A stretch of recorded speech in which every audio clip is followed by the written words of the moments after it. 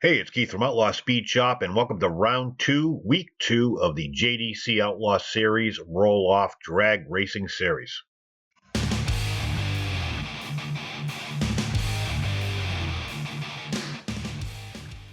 So coming into round 2, after the first week, we had quite the shakeup in points. So let's get right to it with Sylvester versus Amanda in the Pink Challenger. The points, we knew it was going to be a shakeup, and we had some top numbered guys going against people that didn't win the week previous. And prime examples, Wastelands Raceway was number 1 coming into the week, and he went out round 1. So there's a lot of ground to make up. That's really great potential for all these guys and gals that are racing. So Amanda's been hot, not just because she's in pink, and she takes off, but she's pretty much even with the Camaro, and he's beginning to take a little bit of a lead coming into the half track area. Remember, red is for the right lane and purple is for the left lane. You roll a 1 or a 2, you move 1 spot. You roll a 3 or a 4, it's 2 spots. 5 and 6 is 3 spots. The left lane is beginning to put a little bit of a gap on up until this last roll. Amanda's not done. She's really kicking ass and takes it at the line. Now you got Eddie Bennett versus Speed Racer. Eddie Bennett was pretty good last week. Speed Racer went out first round. He made it past the first round in week 2. And let's see how round 2 goes for both of them. Out of the gate, Eddie takes a quick 1-point lead, but Speed Racer catches right up. Got that pony power here. There's a Coyote motor in that thing. You'd swapped it out last week after a disappointing loss. Not sure what Eddie kind of goes back and forth on what he's got. Sometimes he tells you he's got a 4-cylinder, sometimes he's got a turbocharged 8. Nobody will know because he will not pop the hood on that on the truck. So I don't know, but right now he's got a 1 car length lead going into almost the end of the track. They're neck and neck with 2 spots to go. In the right lane rolls a 6 and sweeps just at the line for the win. Next up, we got Chris Gibbs in Alf Red. Chris is in the Dodge Dart, and the 61 Impala pretty much breaks even with the Dart right out of the gate. The burnout box this week seems to be a little bit better than it was last week, thankfully. It was kind of a shit show last week. We put down a new rule about the different tire prep you can use. Everybody's using the same stuff, so it's not a pea soup down there. So right out of the gate, the Impala seemed to have an advantage, but now they are neck and neck at half track. The right lane and left lane both going equally as fast, equally as far. Then the left lane begins to take a little bit of a lead. It couldn't happen at a better time, and he wins with a 5, which is 3 spots against 2 spots for the Impala. Next up is COOTER'S Speed Shop and Mario Skull Motors. COOTER'S in the Outlaw Speed Shop 66 Chevelle. He's racing for me this week. He already did good and got through round 1. Same thing with Mario. Both of them went out first round last week. So starting off, they're both doing pretty good, although Mario takes a quick 1 car length lead off the bat. The Nova seems to be having a hard time. I thought I'm the only one to blame because I did the tuning on the car. Obviously, I can't even cheat at my own track. So they're going pretty much the same speed. The Torino seems to have a 4 car length lead. Now it's down to 3 car lengths. I'm not sure if the Nova has enough to catch up. The Torino is checked out and is out of here. There is little, zero that Nova can do.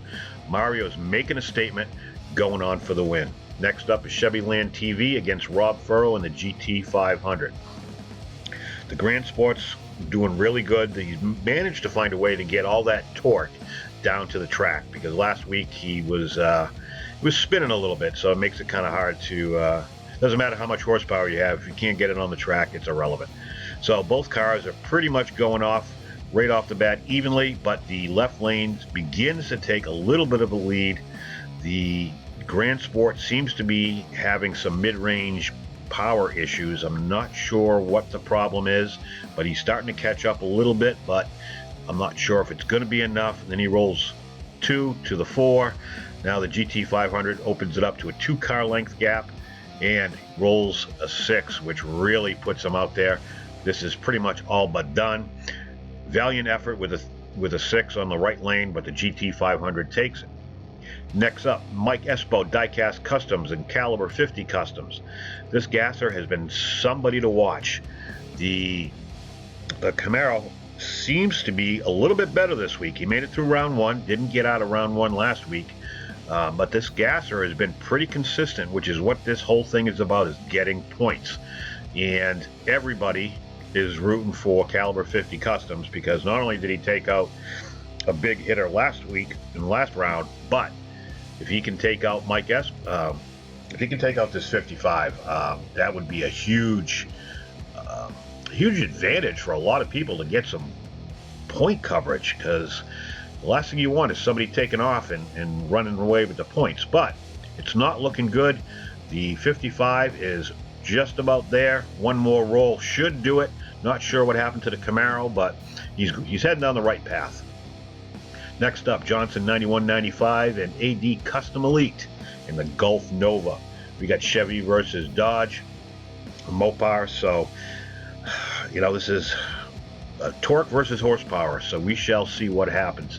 Out of the box, the Nova takes a quick lead, rolling a 6 to the 1 car length. The Mopars, though, are good for low-end torque, so this isn't looking good for the Mopar, because their top end isn't as good as the Chevys. So, not sure, but he begins to make up a little bit of ground. He's got a 1-car gap on the Nova. Now he's going to pull even with the Nova at half track. That sounds about right, because that's really what should be happening with the motor set up like what he's got. But the right lane says, I'm going to hit my scramble button. I got to get this win. I'm feeling kind of desperate. I don't care if I blow my damn motor. I will rebuild it between rounds. And I don't know if it's going to be enough. And he rolls a 6 to the 2. Unbelievable. Last up, Kamikaze Customs versus Mike Mods and Customs. The Dodge Challenger versus the Chevy Camaro. Mike has been feverishly working on his landscaping, and he hasn't touched his car. So hopefully it works out really well. The left lane seems to take a little bit of a jump, and 1 car length is what he had going into that roll, but now they are even. Mike is going to put up a fight. The Challenger seems to be losing a little bit of a ground over the last couple rolls. The Camaro might have enough for him this week. I'm not sure. They're back to being even. This is going down to be a really close race.